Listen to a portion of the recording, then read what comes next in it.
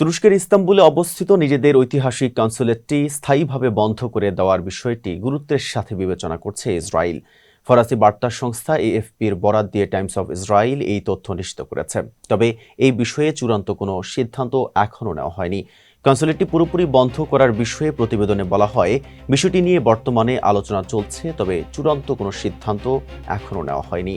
মূলত ভূমিকম্পের প্রস্তুতিমূলক পদক্ষেপ হিসেবে যে ভবনে কনসুলেটটি অবস্থিত সেটি ভেঙে ফেলার একটি পরিকল্পনা রয়েছে।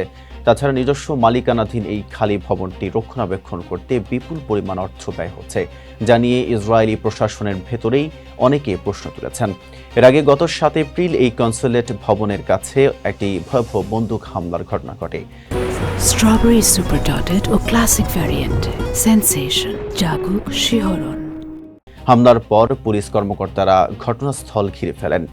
এখন পর্যন্ত কোনো গোষ্ঠী এই হামলার দায় স্বীকার করেনি। তবে তুর্কি কর্তৃপক্ষ বিস্তারিত কোনো তথ্য না দিয়ে জানিয়েছে, ধর্মকে ব্যবহার করে এমন একটি সন্ত্রাসী সংগঠন এই হামলার পেছনে দায়ী।